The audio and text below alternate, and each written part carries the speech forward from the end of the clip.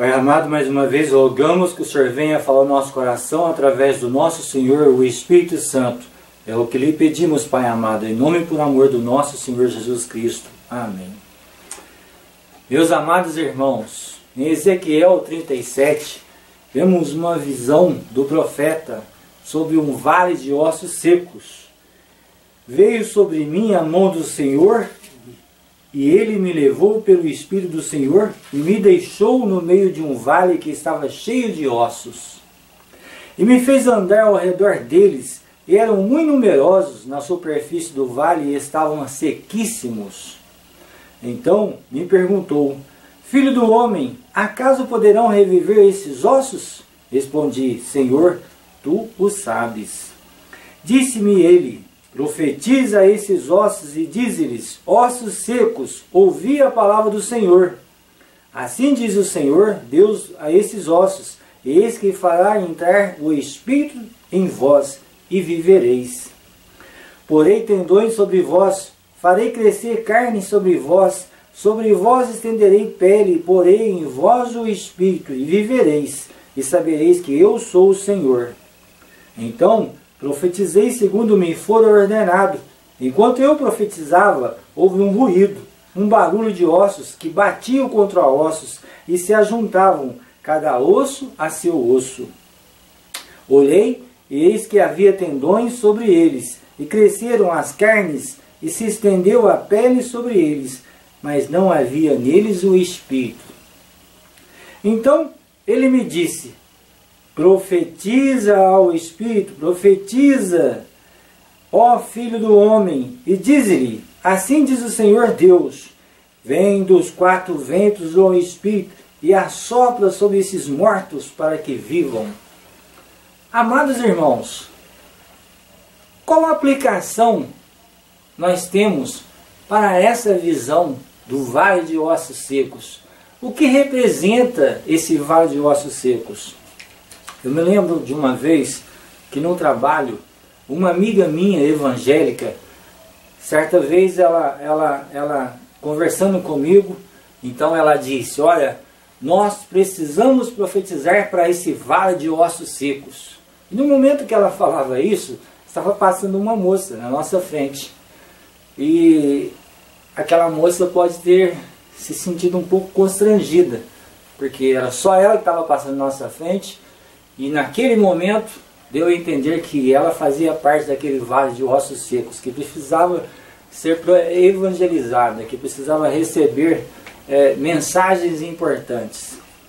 Bom, normalmente os evangélicos tendem a pensar que esse vale de ossos secos representam os não evangélicos. Os adventistas tendem a pensar que esse vale de ossos secos representa os não adventistas. Assim por diante. Mas será que esse vale de ossos secos representa mesmo somente as pessoas que ainda não ouviram falar de Deus? Qual a aplicação correta nós devemos fazer para esse texto?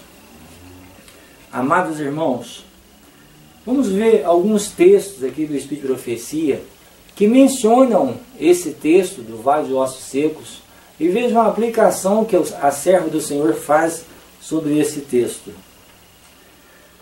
Ó, o Espírito de Deus, com seu poder vivificante, deve encontrar-se em cada instrumento humano, para que sejam postos em ação cada nervo e músculo espirituais.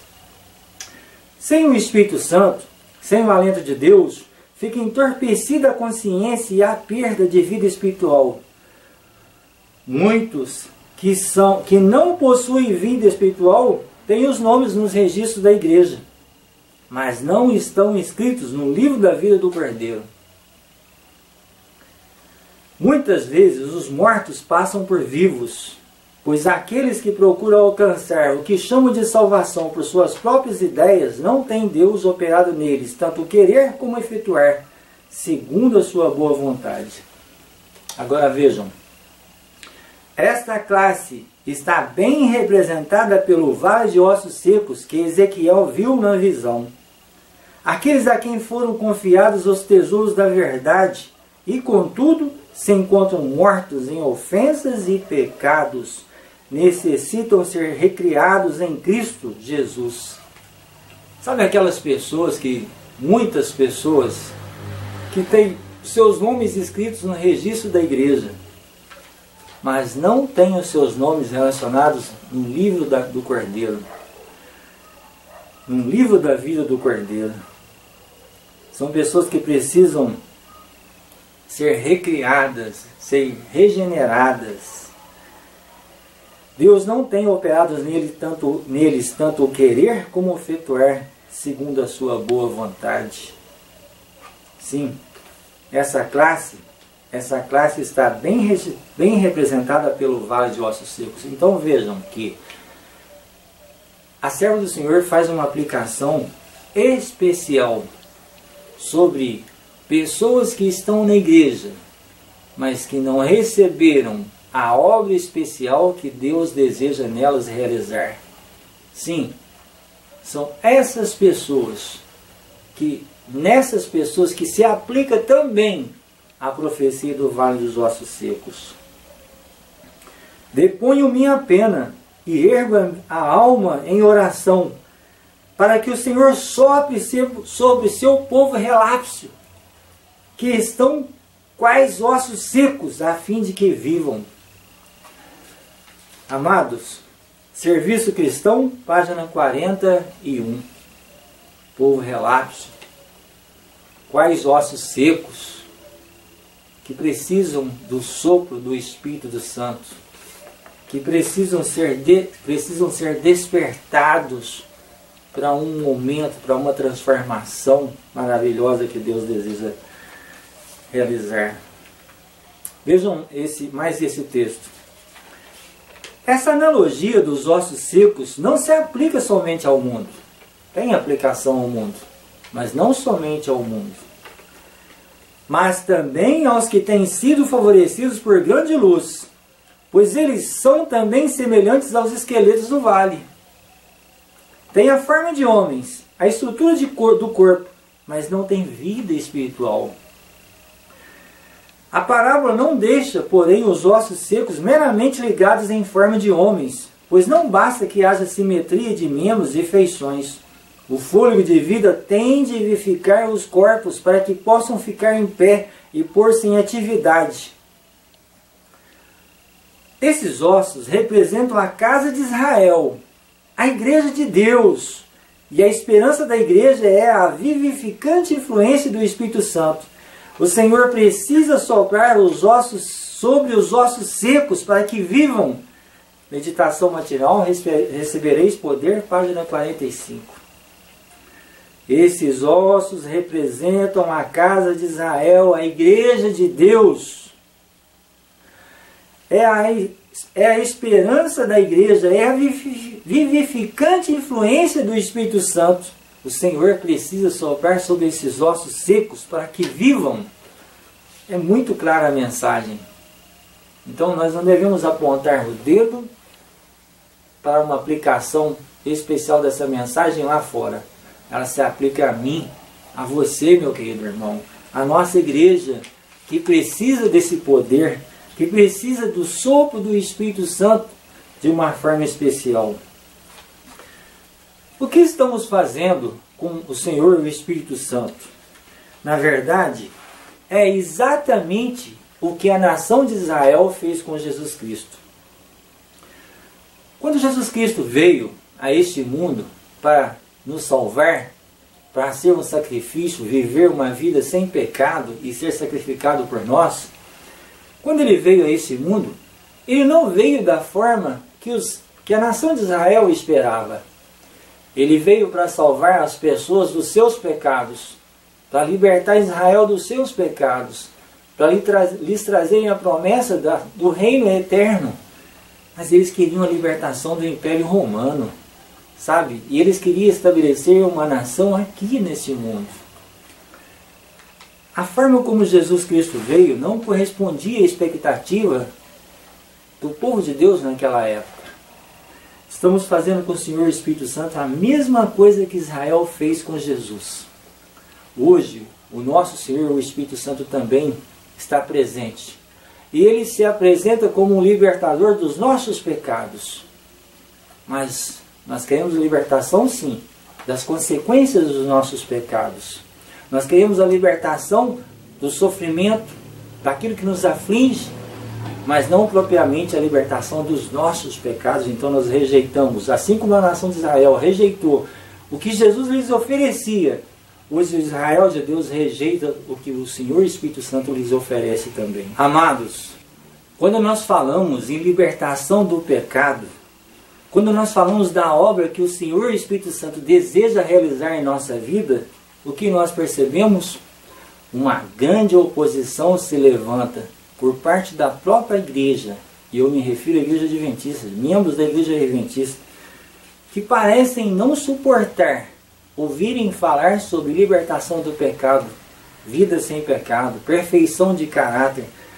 As pessoas que ousam falar isso são proibidas de pregar na igreja, perdem seus cargos, como no meu caso, são proibidas até mesmo de serem convidadas. No meu caso, eu sou proibido até mesmo de ser convidado para fazer uma oração na igreja. E isso de forma não oficial, sabe? Não houve uma comissão, não houve uma reunião para que se determinasse isso de forma oficial. Não. É assim, sabe? Por trás dos bastidores há uma rejeição e há uma perseguição sobre as pessoas que pregam sobre isso, que acreditam sobre isso. Essa rejeição à obra que o Espírito Santo deseja realizar na nossa vida, amados. Vejam esse texto do Espírito de Profecia que fala sobre isso, sobre essa oposição, sobre essa rejeição, sobre essa obra que o Espírito Santo deseja realizar na nossa vida por parte da própria igreja. Temos muito mais a temer de dentro do que de fora. Os obstáculos à força e ao êxito são muito maiores da parte da própria igreja do que do mundo. Os incrédulos têm o direito de esperar que os que professam observar os mandamentos de Deus e ter a fé em Jesus façam muito mais que qualquer outra classe para promover e honrar mediante sua vida coerente, seu exemplo piedoso e sua influência ativa a causa que representam. Mas quantas vezes se tem os professos defensores da verdade demonstrado o maior obstáculo a seu progresso? Mas quantas vezes se tem os professos defensores da verdade demonstrado o maior obstáculo a seu progresso? A incredulidade com que se transige, as dúvidas expressas, as sombras acariciadas, animam a presença dos anjos maus e abrem o caminho para a execução dos ardis de Satanás. Reavivamento verdadeiro, a maior necessidade da igreja. Olha, eu sei que tem muita coisa que tem surgido em nossos dias que realmente preocupa e deve preocupar a liderança da nossa igreja. Sabe, movimentos que pregam uma definição superficial de pecado, sabe, movimentos que se levantam contra dentro da igreja, falando contra a divindade do Espírito Santo. Sabe, amados, realmente essas coisas devem preocupar os líderes da igreja. Mas nós não compactuamos com esses movimentos separatistas, nós não temos o mesmo pensamento dessas pessoas que insistem em colocar, por exemplo, propensão pecaminosa em Jesus Cristo, sabe? Degradar a humanidade de Cristo de certa forma. Não, nós simplesmente exaltamos o poder de Deus e acreditamos que o Senhor deseja nos libertar do pecado e Ele deseja fazer isso antes que seja fechada a porta da graça. É simplesmente isso, amados, que nós acreditamos. Nós também não falamos que a nossa igreja, quando nós falamos que a aplicação do Vale dos Ossos Secos se refere principalmente à nossa igreja, a nós como povo de Deus também, nós não estamos querendo dizer com isso que não existe nenhuma atuação do Espírito Santo sobre a nossa igreja, amados. Existe sim. O Espírito Santo tem atuado na nossa igreja, mas não da forma como Ele gostaria de atuar. Não na plenitude. Sabe, nós de certa forma, impedimos que o Espírito Santo atue na nossa vida de forma plena, que Ele nos transforme plenamente. Sabe?